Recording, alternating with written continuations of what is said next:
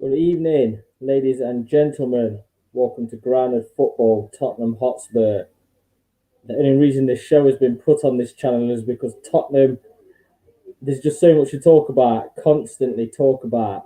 Don't forget, please subscribe to this channel. We're on Twitch, we're on Facebook, Twitter, YouTube, wherever you want to get us, you can find us. First guest tonight, I'm going to introduce the right-hand man, Alan. How are you, mate? Yeah, not too bad. Thanks for calling me your right-hand man, I suppose. Yeah, good to be back. As you said, there's a lot of things to talk about in regards to Tottenham, so it's going to be a packed show. Exactly. Next up, we've got Mark. Mark, are you all right, mate? Hey Ryan, good to see you. Yeah, very good, thank you. Sunday was great. Last night wasn't, so I'm sure we've got a lot to talk about tonight, haven't we? Exactly, mate. We've got next up, we've got Jacob. Jacob, how you doing, mate? How's it going, Ryan? How you doing, mate? Yeah, I'm good. Are you? Yeah, all good. I will. Same thing as Mark. Sunday I was buzzing. I was on my way home from London on Sunday, absolutely buzzing. And then I get back from football last night to find out that we've lost 1-0 to a team I've never heard of. So, yeah, there's a lot to talk about, like you said. Yeah, it's usual Tottenham. Mm-hmm. Listen, no disrespect to the rest of the gentlemen. I've saved the best intro till last. I haven't even got to say it. I'll let him say it himself. Patrick, tell us who you are. Let's go. What's happening, people? It's your boy Patrick Tyrant, aka Young Swaggy Daniels. When you see the T, you see the P. When you see the P, it represents T. Let's go. That was the intro, that was, bro. I like that one. Yeah, thank you, man. Let's do this. Let's do this, boys. That is the best intro on YouTube, without a doubt. That's why it's just... Right, boys, I'm going to get started straight. I'm not going to go into last night, first thing. We need more. Let's get started on last Sunday. Alan, did you expect it to go like that against Man City last Sunday? Not at all. Wasn't expecting that. I was expecting a very hard game. I thought Nuno's tactics were spot on. Blocked the middle of the pitch, forced Man City wide, and we nullified them really well, and then broke quickly. I didn't see it coming. Happy with the win, obviously. But then, like you say, backing up with the other day's performance, performance just goes to show that there's a lot more signings needed before the end of the transfer window. Everything's still going on, like news breaking with Ndombele, Kane as well. Still, everything's up in the air. Hopefully we don't do the normal Tottenham thing and throw it away against Wolves and just go and lose to them, and we can have a good start to the season. But Nuno surprised me. Bergwijn, Moura was amazing. Tanganga was phenomenal. He bodied Grealish and Sterling for most of the game. So there's promising signs there, but as we say with Spurs, there's still so many problem areas. Let's just hope for a good start of the season and see where we end up. Yeah, definitely. Mark, what's your thoughts on the Man City win? But what was you expecting before the game? Oh, I sat here when the news came out. Twitter went nuts, didn't it? Dyer, Sanchez. It looked like last season all over again. But I've got to say, I've given them stick over the last year or two, and I've got to say Sanchez and Dyer, for me, I thought they were brilliant. I thought, the first 15 minutes, I think we all sat there thinking, this could be 3-4-0 the way they were playing, and then all of a sudden they grew into it, didn't they? And I think it was that Tanganga, not Sterling or Grealish off his place, and ever since that we just grew into the game, and I thought at the end we were deserved winners, surprise deserved winners, but I thought everybody put a shift in, and it's just, look, I love Kane, I really love Kane. However, without Harry there, we just seemed to fight for each other, didn't we? I think every player left it on the pitch there. And surprised, yes. Was I happy? I was over the moon. But I'm not getting carried away yet.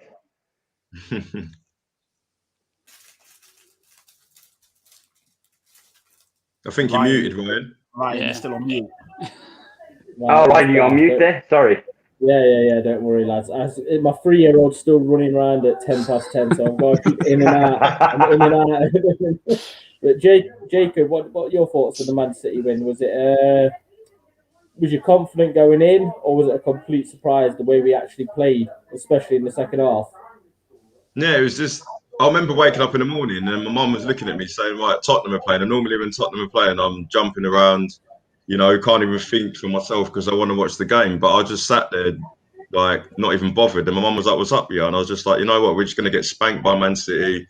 Then Harry Kane's going to leave, and then we're just going to be sat there without a striker." Do you know what I mean? So I wasn't even ready for the game. I just sat there. And the first 15 minutes, I thought I was right. I thought, first 15 minutes is exactly what was happening. I was stressed. I wasn't seeing anything. But like Mark said, as soon as it's like Tanganga, the most experienced player for us, probably on the pitch and in the squad, set the tone for everybody. Because as soon as he put a tackle in on Sterling and put a tackle in on Grealish, and then got the crowd going, it's like everybody woke up and thought, hold up, let's get stuck in. And then as soon as Højbjerg did it, who does it all the time anyway, everybody did it. And it proves that, as long as you've got 11 men trying to fight for the ball, you can beat anyone. So, from about 20 minutes in, I started building confidence. But then, I kind of thought that we're not going to put these chances away. So you're kind of still thinking that if we had Harry Kane, we would have put some of these chances away. But to be fair, if Bergwijn had his shooting boots on, we win quite comfortably. But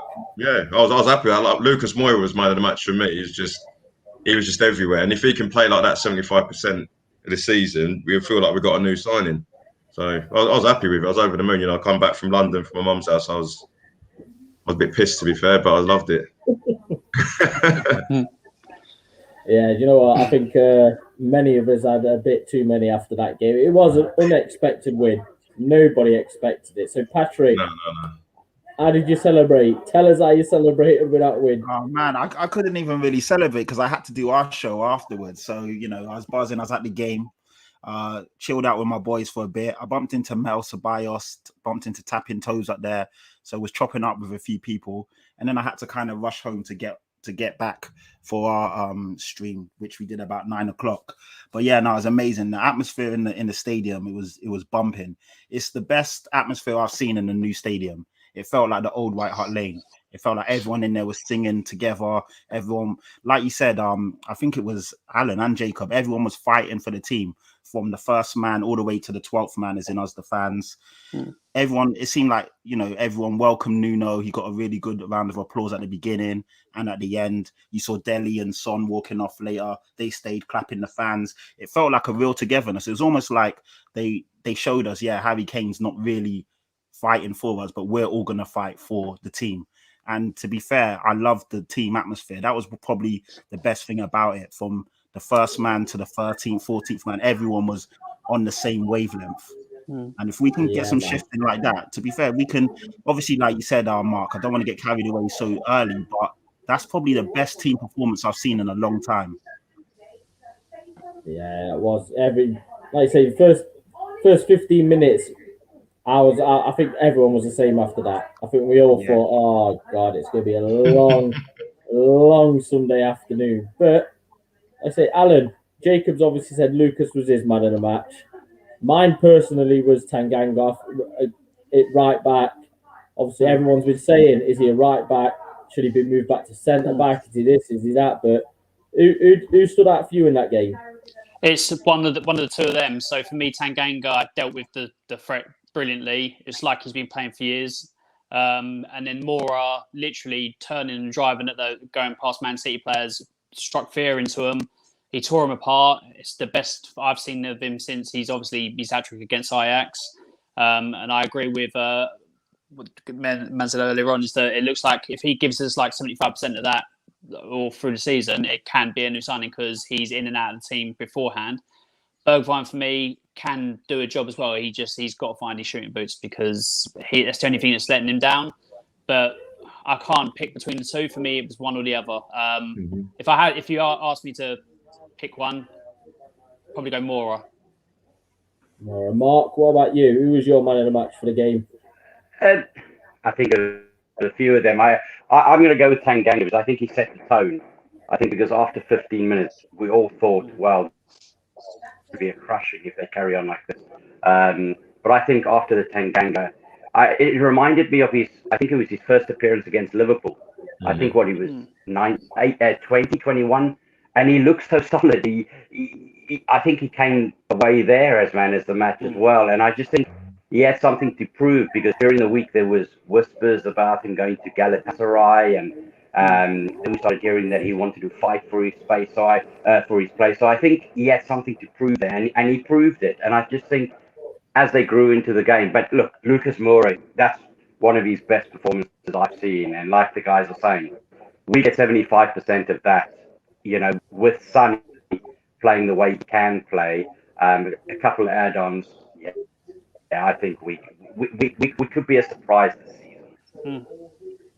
Yeah, Jacob, other than Lucas and obviously Tanganga, like the rest of us said, was there anyone else who you just watched that game and thought, you know what, it looked compared to last season? Obviously, last season was a bit of a, I don't know, I can't even think of the word for last season. No fans, Mourinho's football, and I'd say, was there anyone apart from those two that you just thought, you know what, this could be a good season for this lad?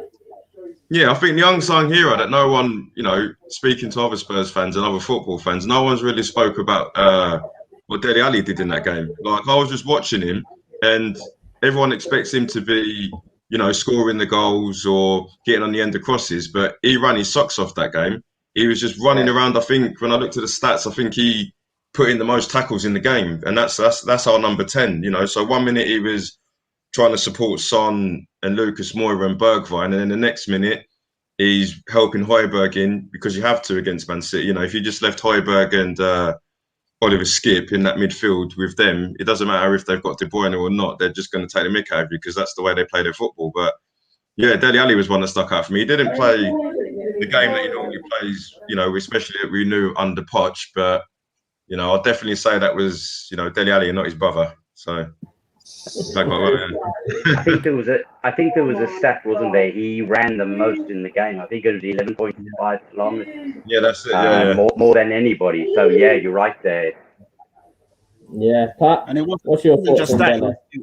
It was the tackles as well. He was really putting in some tackles, winning the ball back, winning back those second balls. He looked hungry.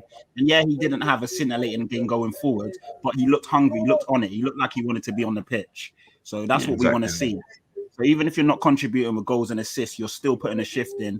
We can still clap you off after the game, because we can see that you're really, on it. But to be fair, I want to shout out our centre-back pairing, because like everyone else, when I saw Dyer and Sanchez, I thought, oh, fuck me, this is going to be horrible. But they didn't put a foot wrong. Yeah, they were brilliant. And if they can play like that for the rest of the season, which I know is wishful thinking, then we might be all right. Because they were fantastic. If you would have looked, if you was a newcomer to the Premier League, you would have thought that they were the Man City centre-backs. You would have thought one of them was Diaz, who got Player of the Year last year. Because they looked a lot more solid and accomplished than the Man City centre-backs. Agreed. Yeah, definitely. I think the other player of the game was, and I think we missed this one, is, and that's our 12th man, is the crowd. The crowd were phenomenal on Sunday. I don't think I've heard people sing. It's been nearly 18 months since people been inside. So I think, that was the last time I went to the stadium. And then, on Sunday, wow. Just, I don't think I've heard 60,000 people sing so hard. And I think they lifted, and I think the players felt it, didn't they? You could see they were playing for the fans as well, I think. Yeah. I think the best part about the fans was when they started singing, "Are you watching Harry Kane?" I was screaming it in my house. I was going mad. I was just like, because they started off, when City were dominant, they were singing Harry Kane, he wants to be blue, and that was really pissing me off. And then when we took it to him, and then we was dominating the game, and then you just heard the whole crowd saying, Harry Kane, are you watching? He's brilliant. And he must have been watching as well. It's like he's got a decision to make, hasn't he? So yeah. Yeah, I'm sick of all this. I can't stand this Harry Kane. So I'm bored now. He's either going or he's staying. Yeah. It has bored me. But obviously, news come out today of another player who's thinking of leaving. Alan, Talk to me, Tanguy Ndombele. What are you thinking about the news that's come out?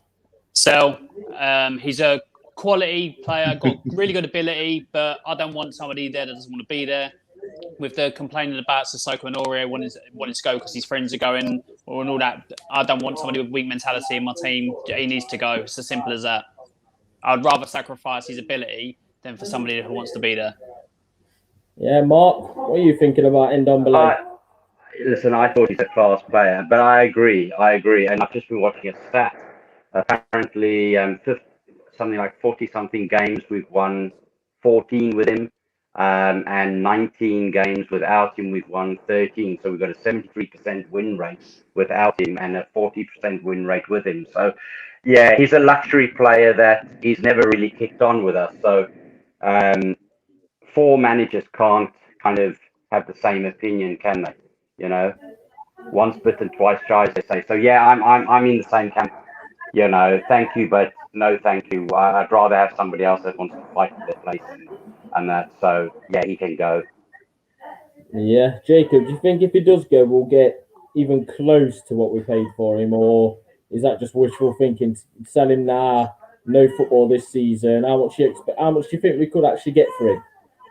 I don't know, because he's let himself down because, you know, when he was at Lyon, I've seen him play against Man City and I thought, what a player. So he didn't look lazy at all when he dominated against Man City.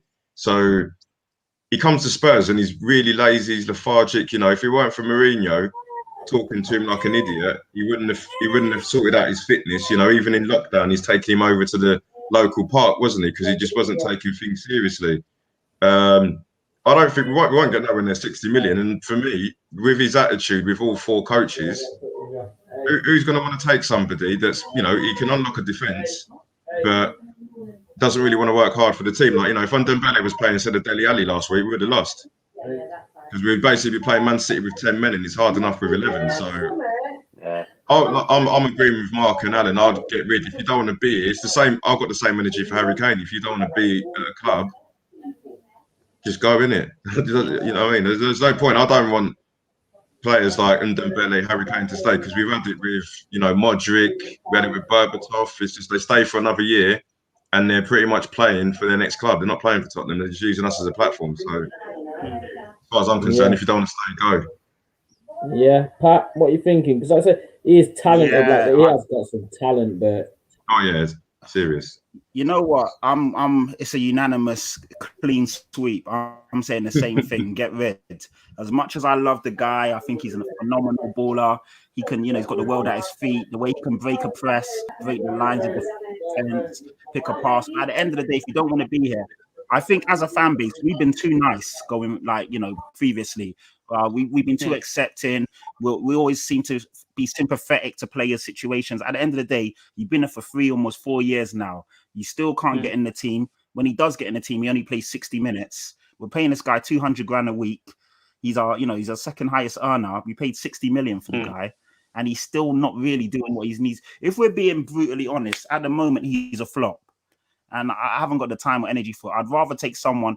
And I know this might sound a bit. I'd rather take James Ward-Prowse from Southampton, who would put a shift in, can pick a pass, can obviously deliver a dead ball. Then Ndombele, who's going to play once every week, once every 3 weeks, and then put 50% in. It's not really worth it. And like I think you just said it, Jacob. If Dele Alli was playing on, if Ndombele was playing on Sunday, we would have lost that game. He's a luxury player. We're not that good yet to carry someone. We can't afford to do that. We need warriors. We need people that are ready to die for the badge. So at the moment, it's a sell for me. If we can get 40 million for him, get rid. Yeah, I agree. Yeah, 40 million. Yeah. But you know what worries me? There must be 1,000 players out there that must look at him and go, if I had half your talent, but I would give 100% for the badge. They would get into so many elite sides. And what a waste. He's got all this talent, and he could take Tottenham to the next level. And I'd love to sit down with him and say, well, what is the problem? What don't you like? Is it London? Is it, shape the man and just, the guy's gifted. When somebody's got a gift, take it to the next level. And 4 managers just can't get it out of him. So, it's such a waste. Like you said, you know what it is with him? It's like it's the same situation with Ozil. Now, Ozil, the only team he's really Yeah. smashed it at was at Real Madrid, and it was because he had a team set up around him that everybody did all the hard work, and then you just do what you got to do. But the football that it is now, it won't allow for that. You got to put the shift in. It doesn't matter where you play. You know, De Bruyne is the best midfielder in the world. You see him running everywhere. So why do you think you're Tanguy and Ndombele and you can just be lazy? You know, it's just he's got to go. That's true. It's it's a £60 million player. And Alan, when you read reports of, they might sell my mate, sorry, Aaron Sissoko, I don't want to be here because they might sell my mates. Yeah. It's like I say, it's cost 60 million. Like Mark's just said, players with half the talent. Like I say, Oliver Skip is not even close to Ndombele with the ball at his feet, but the boy will not for 90 minutes will work his arse off. Yeah. And that's what fans want. So like I say, when you read reports of him saying my mate, if he's unhappy because his mates might go, what do you think of that for a £60 million player? It's it's ridiculous. That's why as soon as I heard that and saw that report, I was like, no, get him out of the club. You know, you want somebody at that height, that price tag, to lead by example, to carry a game, to push the team forward. And like we've all said, he's got the ability. We've seen what he can do. But for me, the Premier League's too fast a league or too physical a league. He's got the ability, but he just seems to go missing in games and seems to get lost. So I think if you put him in the Spanish league or go back to the French league, I think he'll dominate games like he did. But he just never really did it for us. So yeah, I think you can get around 40 million for him because he has the ability, although he hasn't played. So like I agree with Patrick, just take 40 million for him and just move him on. Yeah, Pat, what do you think? Do you think we'll actually get 40 million, or do you think we'll play a swap? You think the thing is, I think 40 million is realistic. If we're trying to recoup what we paid for him right now, everyone's just going to laugh us away because he hasn't played any football, and anyone looking at him can see the.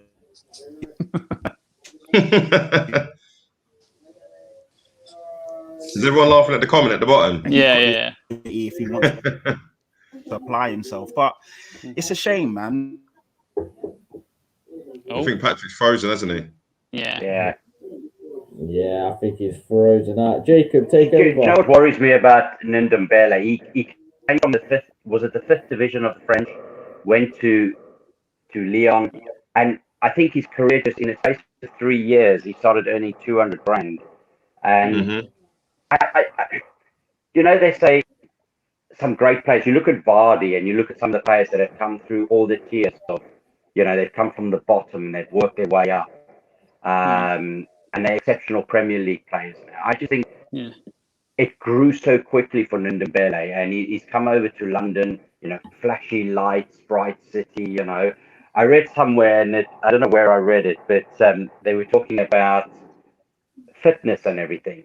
And somebody said his wife just had a baby, and even she's fitter than him at the moment. And that just made me chuckle. And I, it rings true to me at the moment that is, So I don't know. I don't know what passed by. And we had 4 managers that have tried to get the best. And I think Mourinho's got the best out of him. And he was quite nasty to him, wasn't he? He didn't treat him with kid gloves. He really went to town with him, and he seemed to respond to him to a degree. And Mourinho got the best out of him, and I think maybe he just wants out. Maybe he misses France. Maybe he wants to go back. I don't know, but yeah, he's a luxury we can't afford at the moment. He gives me vibes of with the ability and not applying themselves. He gives me the vibes of Adel Tarab or Marcus Edwards. Had all the ability, but they just wouldn't apply themselves in the correct way. For me, just get rid. Ravel Morrison springs to mind as well. Ravel Morrison from Man United, amazing baller, but just not the application and the desire. The hunger and the work rate isn't there. And like we're all saying, we can't afford that, especially this season. We're really trying to pick and scrap and try and get back into the top 6, ideally the top 4. We can't afford to have a guy that's going to play once every month, and then then he's not going to really put a shift in. It's not worth it. Yeah, exactly. Now, Jacob, I was going to ask you about a Ndombele replacement, but like I say, he's not he's not been in the team enough to know whether he's a number 8 or a number 10. So obviously, if we were to get 40 million for him, is there someone in mind that you look at, or a certain position anywhere in the field where you think that 40 million goes straight on him, get him into the squad, see what he's like? I don't think it's about a replacement. I just think if he's earning 200 grand a week, that goes towards the wage budget, and 40 million goes towards the transfer kitty. And then if you go and get rid of, if Harry Kane does go to Man City, all of a sudden, Daniel Levy's got a bigger wage budget, a bigger wage structure with 200 million. So, to replace Harry, you're not really there isn't many strikers that can do that. But if you're going to go and get, a Martinez and try and tempt him to come to North London, you're going to need a massive wage budget and a transfer kitty. So, if Inter Milan said, all right, then 100 million, you'd probably have to go and pay that and give him 300 grand a week. And by getting rid of Ndombele, you're pretty much giving Martinez Dembele's money. You know what I mean? So it's not about a replacement. It's just reducing the wage bill for me, because he's just a waste of the wage bill. Like, the talent's amazing. If he had the work rate of Lucas Moura, we'd probably be struggling to keep hold of him as well. But at the minute, we're talking about getting rid of him because of his mentality. It's just, I've seen Mourinho enough times scream at him, run back. Ryan Mason, run back. Pochettino, when he first come into the team, didn't play him for about a month because he wasn't fit. You've just been bought for 60 million and you're not fit. I'll pay a £5 to go and play football, and I'm always fit. So how are you getting paid 200 grand a week? Do you know what I mean? If I go, great agent, it's crazy. It's crazy. Yeah, just go I for want to one, meet his agent. It's crazy. Like, how can you be any type of athlete and have to be told by your coach to be fit? That's standard. That's mandatory. Yeah. I mean, Alan. Jacob for me just hit the nail on the head there. He's the type of player that we should be worried about losing. His talent is someone we should fear losing every summer, not someone we should now be saying, you know what, let him go. He's not right for the club. But I mean, it's hard to actually pinpoint where it's gone wrong for him, because, like I say, the talent, when we've seen him play, he gets on the ball. He's got them Moussa Dembele vibes about him on the ball. He can move, he can knock people out of the way, he can do all that, but he's just not got the work rate, has he? He's not got what we need now. So were you surprised not to see him in last night, even just to get him in the squad, see what he could do, get him a bit of minutes, or were you just not that bothered? To be fair, I wasn't that bothered. From everything that I think Nuno's handled the situation really well, to be fair, because he's basically said he's not going to be in the team because he's not ready, or he's not anything like that. So I like the way Nuno's dealt with it. I've not really been bothered for him to not be in the team. He seems like a player that is a comfort player. Like, he likes to be in a team that benefits him. It's like you've got people do. It just seems like I don't know if he believes his own height, like he's bigger than he is. I don't know. It's just a bit weird. It's a weird situation with him. So I don't know. I think we need, if I was to go back to what you asked Jacob, I think we've never replaced Eriksen. If Kane goes, we need to replace him. I think rather than get another player in like Ndombele, you'd need a player in of Eriksen's ability to be able to transition play from, back to front.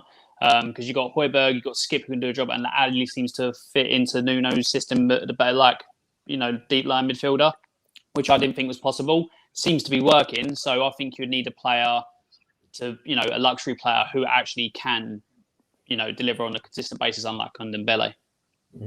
Agreed. Definitely. But now I'm going to get away from Tanguy and Ndombele now, gents, and I'm going to talk about the Conference League, what we've all wanted to talk about all summer, the Europa Conference League. Now, I do get some stick off Mr. Latimus Prime, the legend himself. Like he's told me a million times already, it's a trophy. We, as a club, are desperate for a trophy, so go all out for it. But Mark, with that lineup last night and that defeat, how did you feel watching that last night with the youth team out there and some experienced players? I've got to say, I think I was the one person that I had heard of in their team. Was it the Nielsen or somebody like that? otherwise I had never heard of them. So when I saw the team lineup, I obviously heard 3-4 days ago that he wasn't going to play anybody from Sunday. But I still thought, with some of those first team players, the Celso, Ramiro, we got Winks, and I'm not Winks' biggest fan, but some days when he does turn up, he can actually change a game. I just thought we had too much for them. Clearly we didn't, and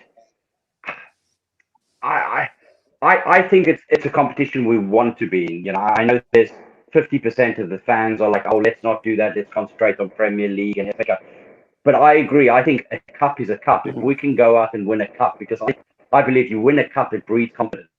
And we'll go on and we'll go on. And then if you can win one, you can win two. When you win two, you can win four. When you win four, you can win eight. Look at Man City. They've proved it. And I know they've got a lot of money, but that's what breeds confidence. So, and the more game time you play, one of the things that we've got a squad of 25 or 28 people, if we're only in certain competitions, not everybody's going to play. So the more competitions we're in, the more game time people get. I just think last night, for me, what was evident was that the guys had never played together. Whereas when you looked on Sunday, you could see in the preseason games, they had played together. There was they gelled better. Last night, it was so disconnected, even with the passing. It was like they'd played for the first time, which they had. A lot of them had never played before. They didn't really play preseason. So was it a shock that we lost? Yes. Or was it a surprise we lost? Yes. But yeah, second leg, I think you'll see a different team. And yeah, I'm hoping for a 4-5-0 win. Patrick, anyone stand out for you last night? Any player at all? Brian Gill or Ryan, I don't know how to pronounce his name the Spanish way, but yeah, probably the only player that looked half decent. Like Mark's saying, it was 11 strangers. There was no cohesion. I mean, to be fair, I've seen a few people get up in arms on Twitter and start losing it, and go into full meltdown mode. I'm not too bothered. To be fair, I know you guys are probably not going to like this, but I couldn't care less if we went out of that competition. I'm not going to lie to you guys. It's because even if we win it, we're going to get bantered anyway. It's a Mickey Mouse competition. No one's ever heard of this competition. No one's ever heard of the team. We can't win either way. So I'd rather we just drop out of it and concentrate on the real trophies and obviously our league form and league position. So I'm not going to lie. Even though Mark raised a good case about getting some of these players playing, I could care less if we went out or not. I can't lie to you. But I do think that when we play them at home, we'll smash them. But I think the banter will be worse if we go out of a tournament with nobody team. The banter would be worse. So I'd rather take the banter for winning something than take the banter for losing. I would. That's just me. Yeah, no, we get the banter anyway, don't we? Yeah. I mean, yeah. Yeah, Jacob, how do you feel about it? Like Patrick said, I think even if Tottenham managed to win the Champions League, if Tottenham managed to do the Champions League and Premiership double, we would do something as a club to get bantered. I don't know what it could be, but we would do something to get bantered. What's your thoughts on this Conference League? I don't know. I ain't got too much. Like you said, I'm a bit of both. Like, it's weird because as much as you want to win it because it is a cup, it's like I think Tottenham as a club, for what we're trying to do and what we've done historically, we probably get more respect for winning the League Cup than winning the Conference Cup. I don't know whether Nuno's taking it serious because it's like, before when I got ready for football, I looked at the lineup and I don't know if you lot have played Football Manager before, but if you ever played Football Manager before and you've played a big team, you've gone and beat Arsenal, Man United 2-0, and then you've got a Europa League game and then you've got Man City. So when it gets to that Europa League game, you literally take everybody out and just stick anyone in and you don't really care about the result. You're just like, I've got Man United next week. That's what it felt like with Nuno. He literally just got everybody out and just thought, I'll stick you all in and just see how you get on. But yeah, you want to win it because we can't be picky. We haven't picked up a cup for like 13 years, so you can't be sitting there saying yes or no. But I do get what Patrick's saying. It's like we are better off not being in that competition in my eyes and concentrating on at least establishing ourselves domestically and trying to push into the top six, because if we're trying to get into the top six and the top four, but then we're trying to get far in the Conference Cup, it's like I don't think we've got the squad and the depth to do both. And, you know, yesterday proved everything. You know, if you looked at the lineup yesterday, imagine looking at all those players that we had yesterday. Now, when we played Man City, imagine if Son got bought off. What would we have done? Put Dane Scarlett up front. I think that's the problem with Spurs. We haven't got a big enough squad to compete on a lot of fronts. So if we are going to get knocked out of a cup to help the fixture congestion, it'd probably be that one. Yeah. Alan, I'm with you on that. This comment, Alan, is this about right? Is this the best chance we've got at competition? Because Man City do tend to love the Carabao Cup. They must just want to retain that. FA Cup, we usually get to the quarters, semi-finals before we jump out. Is this our best chance at a cup? Like, obviously, like Jacob just said, it's been 13 years now. Is this our best chance? For me, with the calibre of team that's in there at the moment, yes. I think some Europa League teams do drop down as well, so you may get some higher level of opposition. For me, a cup's a cup. We haven't won for so long. I just want a cup to start with. You know, I'd rather take the banner for winning a trophy, like I said to Patrick, than take banner for losing to a Wi-Fi password. That's what I prefer. For me, I didn't mind Nuno picking the players he did because it's very early in the season. I think he's trying to see many different people play. Romero needed a game for first signing there. The youngster, I think they pronounce it Hill rather than Gill, but seeing him play as well is good. Seeing the kids play, I think he's trying to see how the depth of the squad to the quality we've got. So, you know, it didn't work. I think the second leg he'll play quite a severely strengthened team. If he decides not to take it seriously and go out of the cup, then that's what he decides to do. But I would, for me as a fan, I'd want us to try and win this just to get our foot in the door, win a cup. And I think it was like Mark said, it breeds confidence. Hopefully that'll, move on to, okay, now we've won a cup, let's win another cup. We want to win another cup because for so long we haven't had that at Spurs. So hopefully that will be a starting point. Yeah, that's a good point. Yeah, Mark, any youngsters stand out for you last night? Dane Scarlett, Niall John, Jack Clark when he came. Even when I say youngsters, I even mean Ryan Sessegnon. Obviously, we hadn't seen him; he's been out on loan. Did any of them stand out to you to say, look, when someone drops out of the first team, I'm ready to step up, come in, and make a difference? No. I think if one person, I thought Jack Clark when he came on, I thought he was a bit nippy. He was he was moving around. I thought Dane Scarlett, bless him, I think he's one of those strikers. We need to feed him. He's not going to come deep, get the ball, and then go. I think he needs crosses to come in. He needs the ball at his feet and everything, and he's not going to get it. So he didn't stand out for me. There weren't very many bright moments, if I'm honest. It's one of those games that I'll kind of forget. And just to follow up with I thought the goalkeeper looked quite good. I think, what's his name, Galini? I think he looked quite decent, although he didn't have much to do. But I thought, the way he commanded, the way he came out, he caught the ball. I think he will grow into it. Romero, I thought, I think he's going to need just time and get to the pace of the English Premier League. I'm still trying to. I was trying to rewind, see whose fault it was for the goal, and I think Romero was coming out. Kartovic stayed back, and then that's how the guy was caught on side. So you can see the partnership between Romero and Kartovic. And I was surprised Kartovic is still. I thought he would have been gone on loan already. He's always been gone on loan 2 weeks after the transfer window. So did anybody stick out? I think if I had to choose one youngster out of everybody, for me, Jack Clark looked the most brightest when he came on. And I'd like to see him because I think there's been a couple of games where he can be quite sharp. I'd like to be him given a little bit of a chance, not to take over Lucas Moura's place or that, but every now and then, if we are 3-4-0 up in the Premier League, put him on for 10, 15 minutes, but we're never 3-4-0 up to 15 minutes to go. Look at West Ham, pointing, we could be 3-0 up and then, if there's anybody, it would be him. But listen, there wasn't many outstanding shows last night. Yeah, I mean, it's what, under 2 weeks left now of this transfer window. Patrick, is anybody? I'm sick.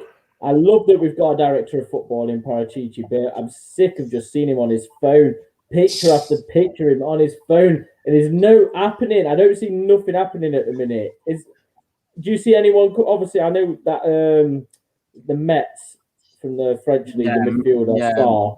Saar, allegedly Nandez as well was meant to be close. Yeah, he was looking to go Inter, but Inter don't want him, so he's saying he's up for coming to Spurs now. I mean, we're linked to so many players. I think with Paratici, he likes to go after so many options, and then he kind of hones in as the transfer window, winds down, which is pretty much now. We need to get players out. Sissoko, Aurier, Harry Winks. I mean, there's so many guys that shouldn't be here. Even Carter Vickers, why is he still here? He should be on loan, like Mark was saying already, or just sell him. He's clearly not good enough for Spurs. We've had him for X amount of years now. He's always on loan. He comes back. He's not kicked on. We need to get rid of him. But until we get rid of some of these guys, we can't bring players in. Well, that's what we've been told. I don't understand why that is the case. We should just be bringing players in anyway. And if they're not playing, if the other guys don't play, like your Sissoko's, your Auriers, then so be it. But yeah, with less than 2 weeks left, we really need. For me, we still need another centre back. We definitely need a backup striker, maybe another one if Kane goes. And I think it was Jacob and Mark both said we still need a number 10. We need a playmaker. We've got a lot of good attacking options, but we don't actually have a creative player that can get in, like a Ericsson, pretty much grab the game by the scruff of the neck, pick a pass, maybe come up with a goal from outside the box. We're missing that kind of player. So for me, there's a lot of work to be done. So far, I think our window has been decent. Galini is a very good backup keeper. When you look at, we had Joe Hart last year, now we've got Galini. That is a big upgrade. Romero, for me, will be a great centre-back. Obviously, Ryan Gill looks good, but we still need more. Definitely. Yeah. Alan, what do you think? Obviously, Milenkovic has just signed his new deal. Vlahovic is just, it's either Özil, City or Atletico, or he's staying at Fiorentina. Tomiyasu, I don't know what's gone on with that deal. That has just gone. Yeah, that's gone quiet. Everything's gone quiet on him. I don't know if he's still at the Olympics, waiting for the next game. Even though I don't know what he's doing in a minute. But that's gone dead. That is gone dead. What do you think, Alan? Who's next? Are we getting someone in, or like Patrick says, are we waiting for someone to go out? I think, to be honest, I think we're waiting for people to go out before we bring in. But for me, we should just be bringing people in. We need people in. As a Spurs fan, we've had it with Diaz previously, Fernandez, the whole Dybala thing, Coutinho thing. Always. So until we got Romero, I just refused to believe the hype. I just, no, we're not getting him. I don't think we're going to get him. We're going to screw it up like Spurs always do.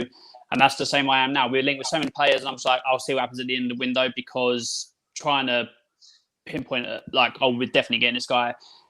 It's so unpredictable, like with Spurs trying to sign players, and it takes so long. It took us to get Romero over 2 months, or it took so long. And we always, whereas other teams can come in and do business within a week, it never seems to be that way with Spurs. And only when we do it in a short period of time, we tend to get duffers at the end of the season, like Louis Saha, Ryan Nielsen, players of that quality. So, yeah, I don't know.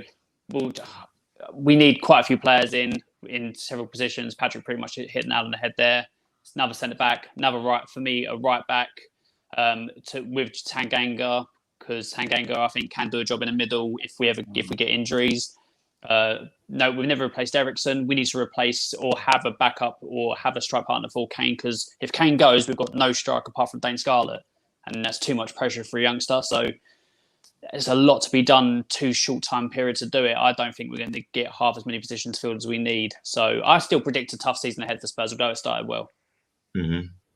Yeah, Jacob, what about you? Is there anyone in particular? Obviously, we're linked to the Leon man. Is it Awar, whatever it? Yeah. I can't remember. Yeah, we're linked to him. Obviously, is there anyone in particular that you've seen? Obviously, we're known now by Tottenham fans in general on Twitter as Interested FC or Watching FC. That's just a team like that. Cause that's all we see. Is there anyone in particular that you look at and just think, you know what? I beg you, bring him in. Just get him in. Pay the money. Get him in.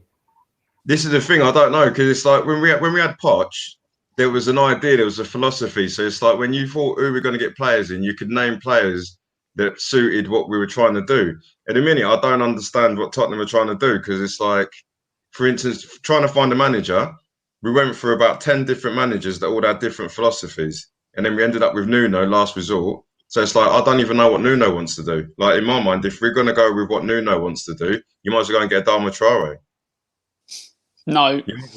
No, that's what Nuno was. Nuno loves him, so it's like you might as well go and get him. I'm not saying that I want him, but I don't know what he wants, because Nuno never really played with Eriksen type player. He had Ruben Neves and Coutinho, and they just kept it ticking from there. And then the attackers were just going to do the rest. They never really had a number 10. So personally, it's like I'm more concerned about the players that we've got. We've got so many players that are classed as dead wood. It's like, I don't understand. They're not going to bring anything. How many times have you guys seen Harry Winks either lose possession or miss time a tackle, and it's led to a clear-cut chance of a goal? Like yesterday, he did both, and it led to the goal. He misplaced the pass, then he misplaced the tackle, and then the ball got put through for the geezers to score. So I think it's more about the squad depth. I don't know. There's so many positions we need. Like, if Reguilon gets injured, we've still got Ben Davies somehow. It's like, things like that. We haven't got a striker, so I think we need two. Like, Son should be classed as a forward, not a striker. Okay. And if he goes and gets injured next week, what are we doing? We're all of a sudden panic buying, and if we wanted to go and get Vlahovic from Fiorentina, they're talking about 70 million. If someone gets injured next week, they'll be saying 100 million, because they know how desperate we are. So I don't understand why not just Tottenham, football clubs in general, don't do their business before the season starts. Look at Chelsea. Everything's sorted. They don't need to do nothing. And I know they've got the money, but in the time we've been interested in Vlahovic, they got Lukaku dealt with in a week. Yeah. It's just, we need to just do it. Remember Ferguson back in the day with United? It's like, whether they finished first, second or third, by the time it was pre-season and they went out to Japan, he had the squad settled. He weren't buying anybody else. He just went and got Rooney, Rio Ferdinand. Let's go to the Far East. And we're still here. We're still here playing games. We're still here. We don't even know if we're going to have a striker. We don't even know if the dead was still going to be there. It's just Tottenham, innit? Yeah, it is. I mean, obviously, I've got the some notifications on my Twitter that's just obviously popped up from that Dimarzio that says Atletico have got an agreement with Fiorentina for Vlahovic, so he looks to go there now. I mean, like you say, I don't know what it is, Mark. Why do we take so long to negotiate? It seems like we put an interest in, and it takes 3-4 weeks before we actually talk to the player or his agent. Well, Daniel Levy, don't you? I think nobody likes dealing with Daniel. I don't know. One of the things, like we were talking about, we've got to get rid of some of our dead wood. We've got to get rid of some, Sissoko, Aurea. They've been on the shop window now, what, 6, 7, 8 weeks? Have we had any bids for them? What somebody said to me the other day, Levy wants 25, 30 million for Sissoko. Who is he kidding? He won't go anywhere. So if we want to get rid of some of these guys, we're going to have to lower our price. You buy a BMW this year, and in 5 years' time you sell it. You'll be very lucky to get 50% of what you bought it for. So, Sissoko's not a Rolls Royce. Harry Kane's the Rolls Royce. So I don't understand. What did we buy Sissoko for? 29 million. He was one of our big signings, late on. So if we could get 12 million, 13 million, I'd snap somebody's arm off. Yeah, I'd think 10 million. 10 million, he'll go. Absolutely. His wages. What's his wages? 110 grand. Get that off the books, and then it frees up some money, because at the moment I think we're in a conundrum. We waiting for Harry Kane, if he does or if he doesn't. And it's getting to a tipping point where we need to now, or not us, because we have no say in it, but Daniel Levy is getting to a tipping point where he's going to have to say, okay, that's it. And I think, looking at Twitter over the last couple of days, I think that point's reached, because from what I hear, he's not even answering the telephone now to Man City. So I don't know if you saw the press conference today. I don't know if we're going to go on to it, but I love Nuno. I think he's brilliant. He's handling everybody fantastically well. And I know I'm going on to like a different subject now, but I'm sick and tired of Nuno now also following that same thing. Harry's training. Harry's doing everything he's supposed to be doing. He'll train tomorrow, and then we'll see. We know he's not going to play on Sunday. We know that, but just come out and tell us, look, Harry's not playing. Like even Ndombele, he turned around and said, I can guarantee you he's not playing. Okay, so tell us, Harry Kane's not going to play Sunday, because if he doesn't play, that to us means, look, there's still that big possibility in the next week he's going to go. And I think, if he doesn't play Sunday, that means he will definitely be going. Because that to me tells me Daniel Levy hasn't made the decision. That's it, he stays now. So there's still an open, somebody comes 150, 160 million. So why do we always listen? The last 15 transfers, on the last day we get 3 or 4 people, don't we? And then the best signing I think we've ever had in the last few transfers, like on the last day, was Van der Vaart. Where he came out of left field, didn't he? Nobody had ever thought, and then all of a sudden Van der Vaart, and even I was like, Van der Vaart, who's Van der Vaart? And then he turned out to be a star, didn't he? But those don't come every day. The same what the guys are saying. Paratici, he's on the phone the whole time. Who's he talking to? He's talking to his girl, bro. I'm telling you, that's what I keep telling people. He's talking to his girl. Remember a few years ago, those sex lines. I think he's one of the male guys. Hello, I don't know. I'd like to think he's got some stokes in the fire, but like the lads have said, we have been linked with every single player that has got a year left on the contract. Everyone. And, who would I like to see? I'd like to see another Musa Ndombele come in. Similar kind of guilt to him.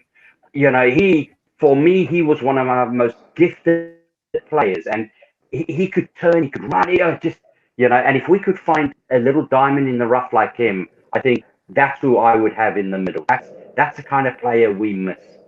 But that was like what Ndombele was meant to be, weren't he? The next Ndombele, like the picking, running with the ball, absolutely. But it just didn't work out. It didn't work out. He's not even worth his right foot. I'll take Ndombele back. I'll take him back as Ndombele. I'll take Ndombele back at 45, 50 years old. I would have him back. Oh, absolutely. He was class. He was class. My favourite player, mate. Telling you. Listen, obviously, Mark talked about the next game. Alan, is he going to be in the squad or not? Obviously, that's going to be the build-up for. Obviously, we know Sky Sports are going to be on this all weekend. They've been trying to sell Harry Kane for years now. TalkSport will be the same. They'll be on Harry Kane. What do you think? Squad, bench, not there. They'll say fitness problems. What are you thinking? I honestly don't know at the moment. If he's not in the squad, I don't think it's a necessity he's going. I've said all along since the end of the season he's going Man City. Now I'm not so sure. Mm-hmm. I just don't understand the situation, because, like I said, the whole situation about leaving it to the last minute. If we do sell him, have we got placements ready? Are we going to sign people before we let him go? I think it's getting too late. I thought it would have been done a lot earlier on. So for it to be this late, I don't think he's going now. But will Nuno play him? Will he be there? He might go on the bench, but I don't think he may be on the bench the best. But I think he won't go with the team. I don't think he'll show. I don't think it'll take him. Yeah, I mean, Patrick, Spurs fans, we are easily dragged into these situations, like with Harry Kane and whatnot. Should we just focus on who's going to turn up, like the lads who played against Man City? Is that who we should now be focusing on? Who's actually there at the ground in the squad, and worry about them? Yeah, I mean, in an ideal world, yes, but because Harry Kane is such a big player and such a big, I wouldn't say personality, but he is obviously our star player, England star player. Yeah. And like Alan said, they've been trying to sell Harry Kane for years. Like ever since he broke onto the scene, they've been trying to sell him to first it was Man United, and then it was obviously now it's Man City. They were talking before that he'd probably go Real Madrid. I mean, they've been trying to sell him for donkeys here. So they love it. They love it. They lap it up.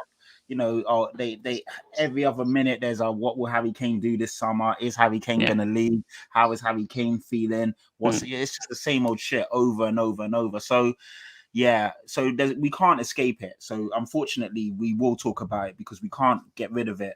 I'm hoping he's on the bench. I'm hoping he's named as a substitute. I don't really want to see it. To be fair, for me, I don't really want to see him play at the moment. He doesn't deserve to just walk back into the team. That's how I feel. I feel the guys that are playing right now, they're really riding for the badge, working hard for Nuno. He doesn't deserve to just waltz back into the team. But I would like to see him named on the bench just to shut people up. So that's kind of how I feel. Yeah, man, definitely. I mean, Jacob, what's your thoughts on it? How do you see us going in with the same lineup we beat Man City with? Do you see Kane on the bench, or do you see him making a couple of little changes, formation changes, personnel? How do you see us lining up against Wolves? I think it'd be the same lineup. Like, you know, if you look at Nuno at Wolves when he was there, they never changed their lineup. You know, you pretty much knew that if everybody's fit, you knew what their lineup was going to be. The only thing that you might have tweaked would be the formation. So you'd either go 3 at the back or 2 at the back. So I think we'll stay the same. You know, hopefully it'd be a good reception for him as well. You know, going back to Wolves, it'd be the same one. Like Patrick said, I'd like to see Harry Kane on the bench, just to not just shut up other fans, just shut Harry Kane up as well, and just understand that. You know, in my mind, it's like for me. I just think Harry Kane's being a baby about it. It's like you were happy to sign a 6-year deal. You know, in your mind, did you honestly think Pochettino was going to be here for the whole 6 years? You'd be stupid to think that like coaches last that long. And on top of that, you did a gentleman's agreement with football's answer to the devil, Daniel Levy. So like, you literally sold your soul for 250 grand over 6 years. That's what you did. And then you're sitting there complaining that, you know, you want to leave Tottenham because you won trophies. How many finals and semi-finals you've been in and not turned up, mate? If you turned up like you do against, you know, Stoke at home, then we probably would have won something. So for me, don't sign a 6-year deal. You know, your agent stitched you up, and you know, funny enough, it's your brother that stitched you up. So for me, stick him on the bench. You know, I don't think we're going to sell him to Man City. We might do, but I could just see Daniel Levy not selling, and stick him on the bench, and you know, put the lineup out. Hopefully, we play as well as we did against Man City. You know, I'd love Harry Kane to be sat there on the bench and come on the 91st minute to waste time when we're 3-0 up. And prove that, you know, as much as you're Harry Kane, you're never bigger than the club. Exactly. Well said. Well said. Yeah. Can I ask you, lad, something? So you know, he turned around and he said, "I want to go and win trophies." So he's on 250 grand a week, somewhere around there, I think, with bonuses and everything. So if Man City wanted to take him and said, "Harry, come win trophies with us. We'll pay you 150 grand, but you're going to win trophies. You won't earn your 200, your 250 grand." But you're going to win trophies. Do you think he's going to go? That's a good question. Do you think he would go for less money just to win trophies? Do you think Harry Kane would do that? I think he would. And the reason I say that is because he's obviously, season in, season out, he's always been there or thereabouts, top scorer. And he's always been overlooked as one of the best strikers because he hasn't won anything. So I think because he wants to be on that level or considered better than Shearer and stuff like that, I think for him winning trophies now is important because he hasn't won anything. I honestly believe that. I think I'm more cynical than you. I think you know, he's £450,000 a week contract going to Man City is a little bit of a sweetener as well for him. Oh, of course it's a sweetener. I have this big thing about Harry Kane. See, I love him. I think he's one of our own. But you know, he's been in 4 finals, and in each final he hasn't turned up. Now, that's not just him, but he has been in 4 finals that he hasn't turned up. And you know, when you're in a final, if you win a final, you win a cup. So he has had opportunity with us. You know, so yeah, I'm torn between. I agree with you. If he is in the squad for Sunday, he can't start. He mustn't start. Because that's a slap in the face to all these other guys that have, you know. Have you seen what Dele Alli looked like? Did you see what he did during the summer? The guy looks ripped, doesn't he? He's physically, he's back to where he was 2-3 years ago. Now he just has to get his mental state, his footballing, and I think Nuno can bring that back. But if you bring Harry Kane back after this whole saga, what's happened, and you just stick him straight in, that's a slap in the face to like Lucas Moura, to Sonny, to everybody that's put their heart and soul in over the last 6 to 8 weeks. Even Bergwijn, you know. Yeah, absolutely. That's what I think. So I agree with the lads. I think it's good enough to be with us, but he needs to be on the bench. He needs to be taught the lesson as well, because, like you say, no person is bigger than our club. The only thing that's really wound me up about this is because people say, you know, he was meant to come back later. Harry Kane's the model professional and all that. But when's he ever missed a start of a season like this? He's never missed a start of the season where he's showing up late. He's been almost 2 games into a season and not been there. He's doing it. For me, it's happened this season because he wants to move away. So I think he is doing it as well. He's in. For people to give him, like, say he isn't doing anything wrong, I don't believe that for a second. He's trying to force a move. So he's done things to try and enable that. But, you know, until Man City come in with a proper offer, Daniel Levy doesn't have to do nothing because his agent, his own brother, couldn't put in a release clause. It's on him. But where on Sunday? Sorry, go on. Sorry, Mark. I was just saying. If this was Pogba, yeah, sorry. Go ahead. Sorry. No. That's all I was saying. If Paul Pogba, or even Ndombele, imagine if Ndombele did the same thing. So he was one of our star players, and he did the same thing. You think he'd be getting let off like he's an angel? No, he wouldn't. But it's like everybody, especially in the Tottenham camp, everybody's making excuses for Harry Kane. So when Harry Kane comes late for training, it's because of COVID and he's testing. And then even when he's supposed to come back, he doesn't. So it's like whether he's meant to come back or not, you've got fans kicking off, but then you've got Nuno coming out saying, he's come back on time. And it's like, all right. And then even though he comes back on time, he's been getting battered by the media, by us fans. And then he comes out like 5 days later on Instagram and leaves something that he blatantly didn't write. And half the fans are like, yes, thank you for speaking, Harry. Like, some people are just stupid. He's doing this to get a move. And the biggest point is we beat Man City 1-0. Great performance. Where did he come out and say, great job by the lads today? Where did he put There you go. Well, and that's what I was just about to say. You know what I mean? Because he must be friends. Eric Dyer. You know, all these players, he's been with him for the last 7-8 years. You know, is that going to hurt his credibility or his chances of going to City? If he said, well done, Eric. Great game against Man City. He's still a Spurs player. Do you think Man City's going to go, no, we're not going to sign you now because you said, well done, Tottenham. I am a Tottenham player. You know, I think that's for me, that's disrespectful. You know, you've been playing for this club for 8 years. You know, at no stage when he was on loan, and thank God we didn't. You know, he went to some of the lowest clubs. Didn't he go to Leyton Orient? You know, he went to Norwich. Millwall. There were times where I think some of the managers thought he might not make it. Thank God we didn't, because he has turned into, you know, one of the best number 9s on the planet. But, you know, I just think to myself, you know, he's got to show some respect to Spurs, because we stuck with him even in those first 3 years where not struggled, but he had to find himself, didn't he? We could easily have turned around and gone, listen, you're not right for us. And you never know, he might not have made it. The same as Ndombele in France. He was the next Messiah. He's come to Spurs. He's the next flop, you know. So you never know which way you go. And by staying with us, we've looked after him, and look what he's turned into.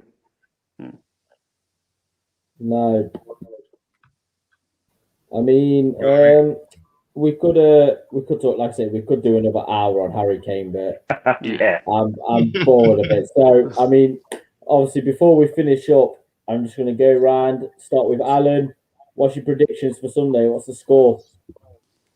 So, for me, I'm going 2-2. I know we do well at their stadium. They tend to do well against us. It seems like a 50-50 with us and Wolves. You know, it seems to be one win at the season. I don't know, just something tells me that normally with a, you know, good win in the league, normally is followed up by a poor performance by Spurs. So it's just the Tottenham way. So that's why I've gone for a 2-2. I'm hoping we win. I want us to win. I'd prefer a win, but I've just got to, I'm just being honest. Although I was honest about Man City, and I got that completely wrong. So actually, what did you predict for Man City? 3-0 Man City. I thought they were going to spank us. They were going to spank us. So yeah, Let's hope you're wrong again. Then let's hope in a good way for the Spurs win. But I'm just giving honest predictions. So I think it'll be 2-2. I appreciate that. Yeah, I think it's 2-2. Yeah. Mark, what's your score prediction? I'm going to go 3-1 win Spurs. I think the way we played on Sunday, the lads have had a good week off. I think they've trained. I don't think any of them that started last Sunday have played on Thursday. So I think they're well rested. So there's no advantage to Wolves. I think if we play with a passion, I can. Lucas Moura turns up again. Tanganga, we do the same. Yeah, I see us 3-1. I don't think it, but I think this time we'll have more of the ball than what we did against Man City. And if we can dominate them, I'm going 3-1 for us. Bro, I like the sound of that. Jacob, what you having? I'm going 2-1 Spurs. We've done them 2-1. Was it like it was last season? Because I went there last season because I live in Wolves. I went there and got a ticket with the Wolves fans. And you know when Ericsson scored, no, Vertonghen scored last minute. Yeah. I got chucked out of Wolves, so that was fun. So I was imagine me. I'm the only Spurs fan, and I kept it cool. You know, everybody was like, "Yeah, you know, we were right with Spurs, and it was all good." And then I just totally forgot where I was when Vertonghen scored that and got chucked out by the steward. So that was a good experience. But yeah, I'm going to go with the same score. I think, like what Alan said, it's like we always have tough games with Wolves. It does feel like we do them away, and then they beat us at our ground, but. I've got a feeling we'll take a 2-0 lead and then they'll go and score one and make it tense. But I just think we'll hold on. You know, I think it'll be a good welcome back for Nuno, and I think we'll just grab it 2-1. Yeah, Pat, what you saying? What's going to happen? I'm going 2-0. I feel just like Mark said. I think there's a real good feel-good factor at the moment. The guys are up for it. The key is that they're well rested. They didn't have to travel around half of Europe to then come back and then play, which, you know, we all hate that dreaded Thursday, Sunday cycle. So hopefully we don't have to mix the big boys with that this season. I just think we're going to have too much for them personally. I think it will be a comfortable 2-0 win as well. I think like you're saying, Jacob, have a lot more of the ball. I think we'll, you know, I've seen some good patterns of play from us when we do have the ball. Hopefully Bergwijn can get a goal. Raises confidence, and then I think Lucas and Sonny will just they're gonna slaughter them. So you know, optimistic thinking, of course, but I think we're beating them quite comfortably. Yeah, I'm personally going for a 2-1 win, same as Jacob. I think it's going to be a Lucas Moura show on Sunday. Well, I'm hoping. I'm hoping it's going to be a Lucas Moura show. But gentlemen, thank you very much for coming on tonight. Alan, do you want to let everyone know where we can find you? Yeah, you can find me on Twitter at Alan R. Clark 3. You can also find me on the Football Terrace, giving my opinions on Spurs and however that goes during the season. And also now I am on EGTV, Gal's channel. I know he's an Arsenal fan. It's all right. We just rip him. You sold your soul, man. You sold your soul. No, it's a prediction show for the Big Six. It's a prediction show for the Big Six. All we do is rip him because they lost against Brentford. It's fine. And we just rip him all this stream. It's fine. But yeah. Of all people, Alan, of all people. He's a good lad. He's starting to come around Arsenal. He's starting to come around that Arsenal sucks. So he's a good lad. He's fun. No, yeah, he is. Yeah, Gal. For an Arsenal fan, you don't get many of them. But yeah, he is a top man, Gal is. Mark, where can everyone find you? Thank you very much. You can find me on Gillingsem, Dance Hunter, music-wise, and doing a bit of remixing and all that. But all Talking Spurs at Gillingsem on Instagram, on Twitter. Come give me a shout out. Let's talk about Spurs and see how far we can go. And top 4. You know, I'm going for it this season. Come on. God, you're all optimistic. I'm the only one that's been like. I am. I've got to be. You know. You've had a few cocktails. Yeah. No, not yet. Jacob, thank you for coming on, my man. Where can we find you? No, so I've got a podcast that I do, a channel that I did last year. I did it with a few of my mates, but I'm going to take it that next level up. So you can find me on Instagram. It's called The One Up Top. So you've got that there. I'm going to set up a Twitter page in the next couple of days. So, you know, I'll let you know. And if you can share it on your pages, that'll be great. I've got a Facebook page as well that I independently use for my mates to have a look at. But yeah, like, you know, I want to take this thing seriously because I like talking about football. I really enjoyed tonight as well. So if we all want to do it again, I'll be more than happy to do it. And then again, when I get mine set up and we're talking about Tottenham, I'll invite you lot as well. Sounds good. Sounds good. Yeah. That'd be great, definitely. Yeah, you're all definitely invited back. I mean, Patrick, the man who's everywhere and nowhere. Tell us, Yes, Patrick. sir. Let's go. So yeah, now you can find me. So my screen name is what it says there, Patrick Tyrant on Twitter. So add me, and obviously I'll add all you guys back. But you can also find me on the Views TV official. So that's the podcast that I run with my guy Leon Semper. So he's a Man United fan. We've also got an Arsenal fan on there. It's called Everyone's a Pundit. And just like the name says, we bring on different pundits each week to talk about the games and what's happening. And then I'm also on the Coys.com podcast. I appear on that every other week. And obviously that's quite a big platform. And we just talk about the games and what's happening as the season progresses. So yeah, hit me up, peeps. Hit me up. We'll do. Thank you all very much. And everyone who's watched, don't forget to subscribe to the First 11 on YouTube, on Twitch, Facebook, follow the page on Twitter. And until next time, gentlemen, good night.